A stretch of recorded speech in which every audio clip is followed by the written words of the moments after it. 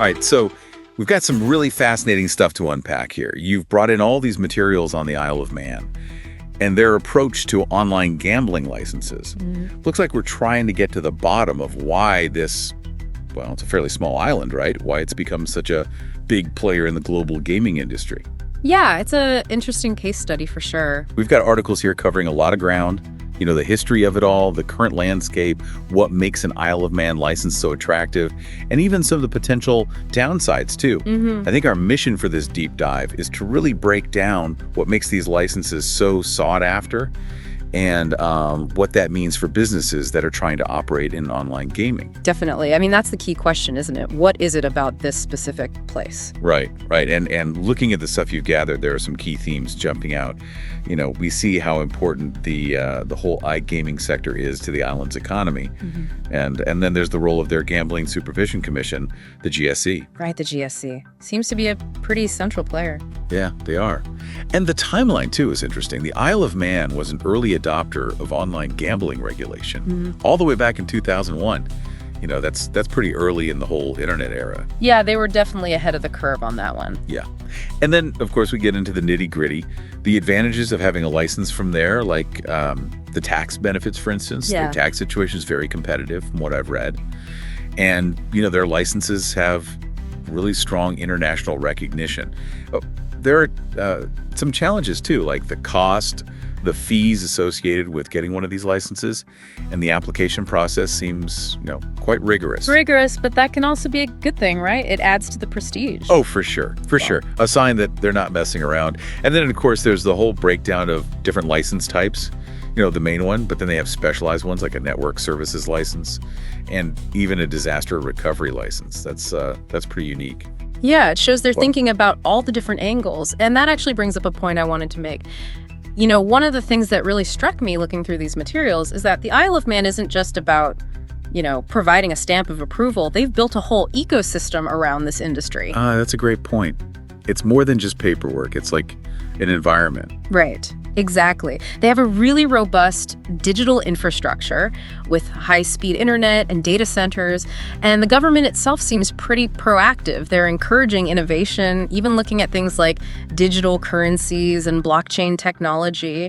So it's like the license is just one piece of a much bigger puzzle. It's like a whole package deal almost. You get the license, but then you get this whole supportive framework around it. Exactly. Now, that raises some interesting questions, doesn't it, about how regulation and innovation actually interact, because it seems like the Isle of Man has found a way to provide a really clear and stable set of rules, but they're also open to and even promoting technological advancements within the industry. Yeah, that's a good point. They seem to be balancing those two things pretty well. Right. And their early move into online gambling regulation back in 2001, that was a big deal. It gave them this first mover advantage. Right. They could build credibility and expertise way before many other places even seriously considered the whole concept of online gambling.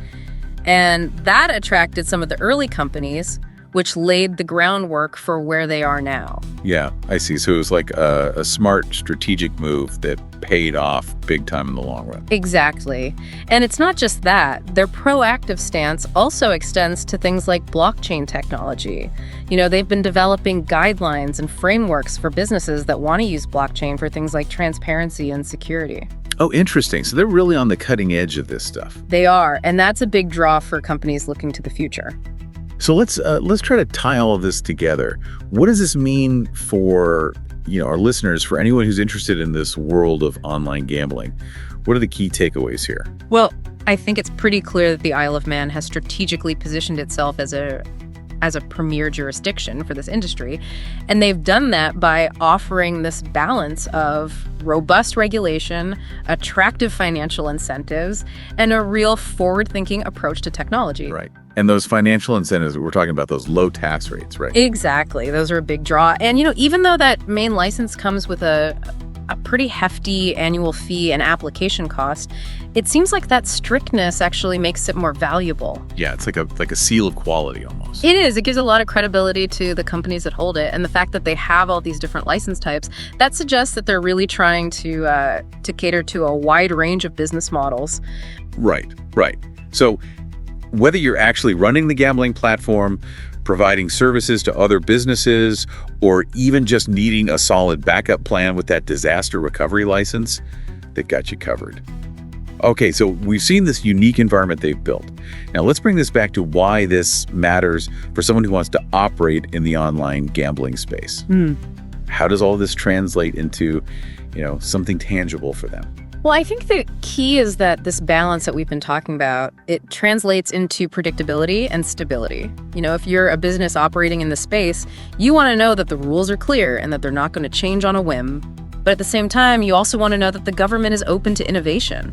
And the Isle of Man seems to provide both of those things. Yeah, it's like you can take risks and try new things, but you're still operating within a reliable framework.